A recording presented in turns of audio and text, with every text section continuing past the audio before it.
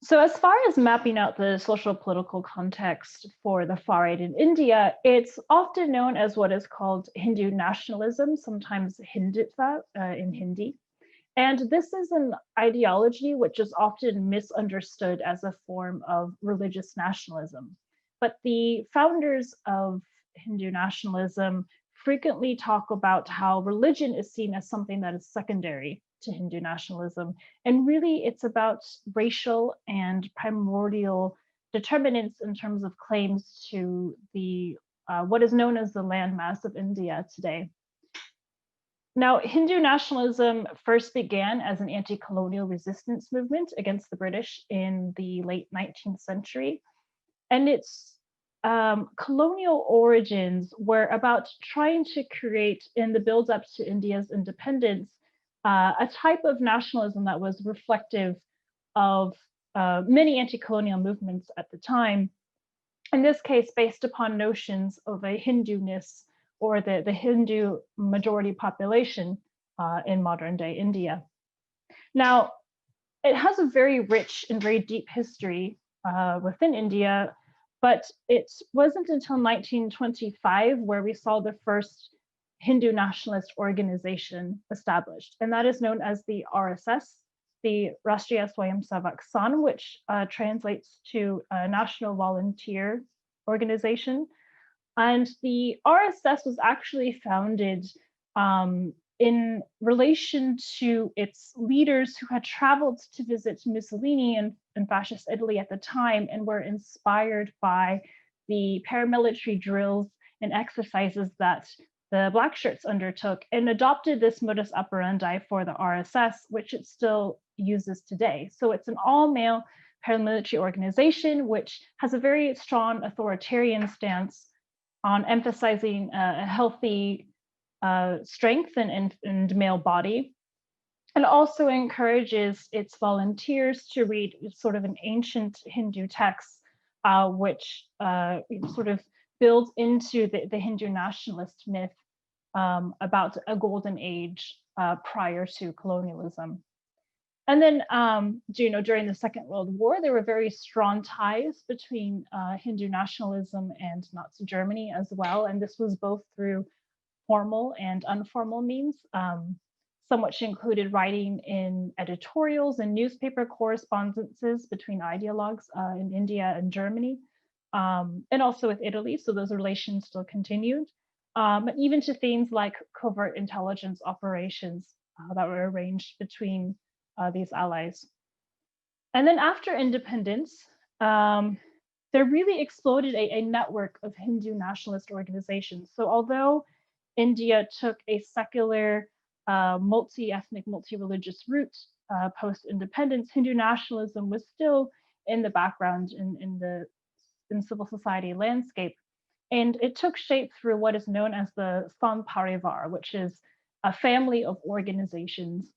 And so the RSS was the first founding organization of the Sangh, but there's a multitude of other Hindu nationalist organizations that are all based on themes ranging from one's profession to unions to gender. So there's both male and female organizations and so forth.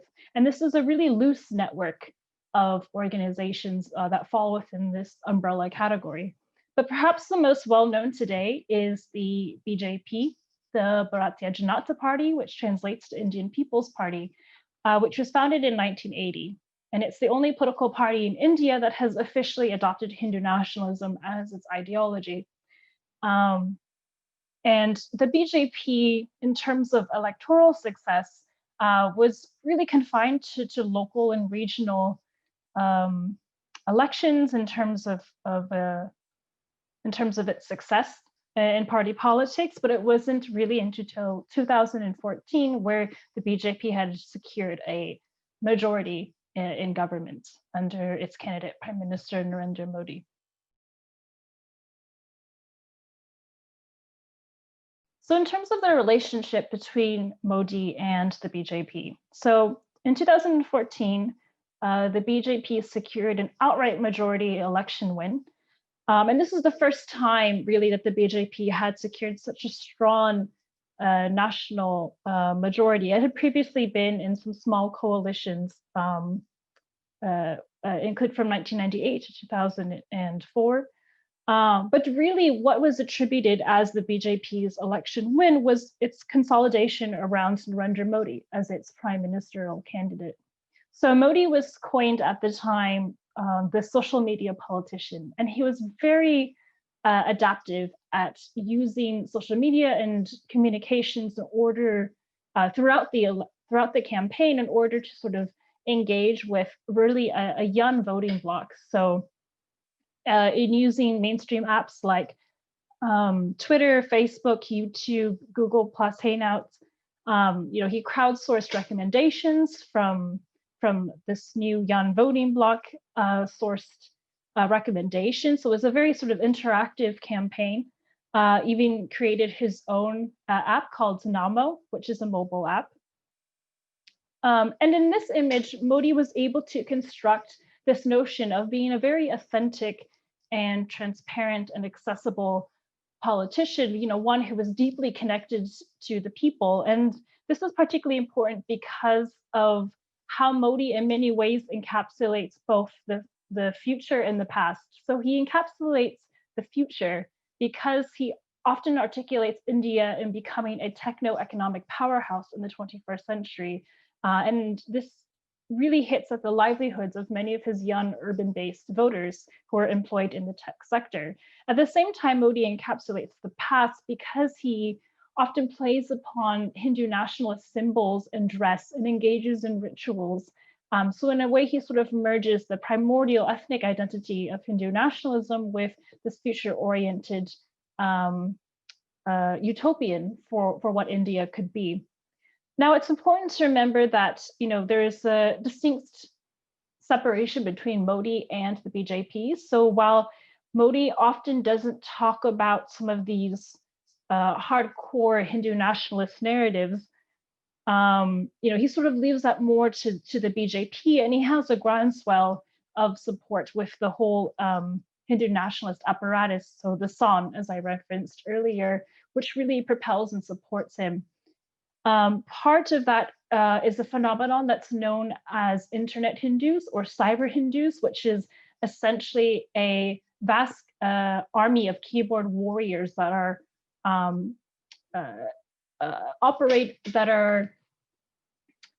managed and recruited by the BJP. And these internet Hindus spew out pro-Modi and pro-Hindu content online, and then anti-Muslim and anti-Pakistan content online, which I'll sort of get back to later when it comes to understanding the rhetoric of Hindu nationalism.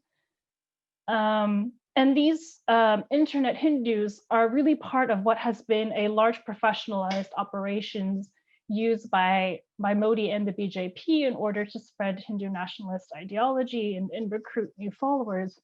So although Modi's image is one of someone who's quite organic and someone that emerges from the grassroots, it's important to recognize that he is the byproduct of what has been a large professional operations in supporting his term in office.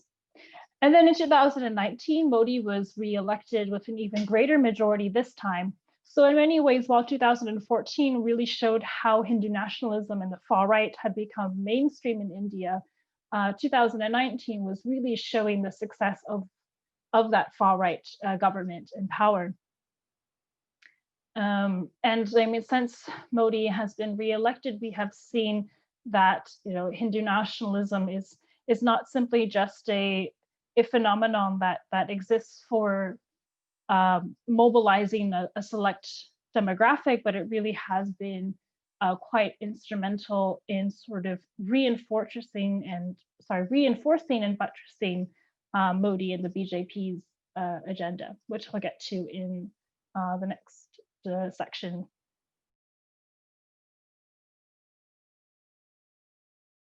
So in terms of the rhetoric of the far right in India, its primary construction is on dehumanization around the Muslim other. So as I had mentioned earlier, Hindu nationalism emerged as an anti-colonial resistance movement.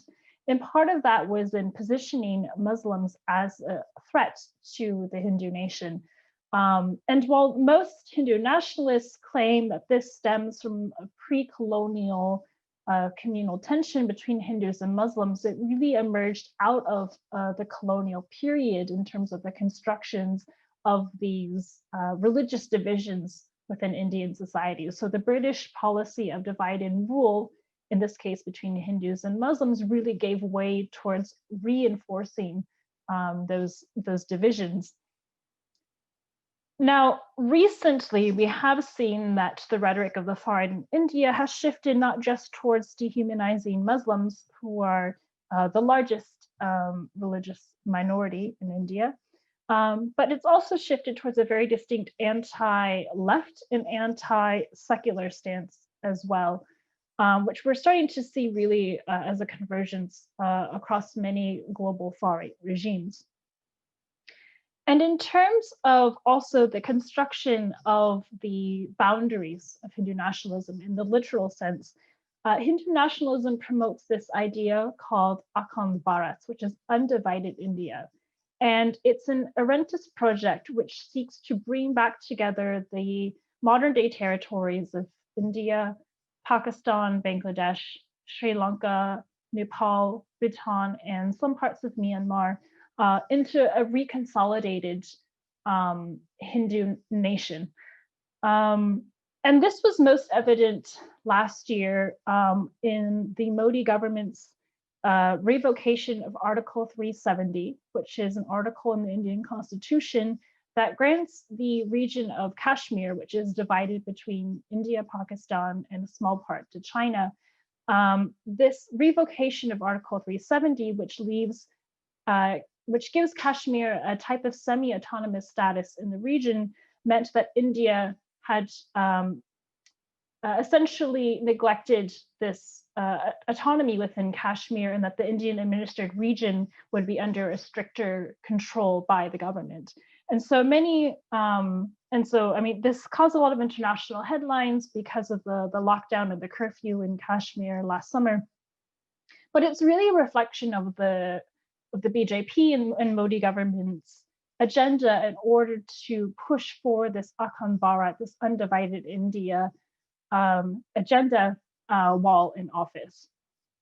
And then I just wanted to end by situating how the far right in India is also positioned within the far right globally, and how we can see that both the domestic and foreign policies of Modi's governments is really reflective of the phenomenon that we're seeing all over the world when it comes to exploring how far-right regimes are engaging in exclusionary practices, which counter really at the root of democratic processes and recognition of human rights.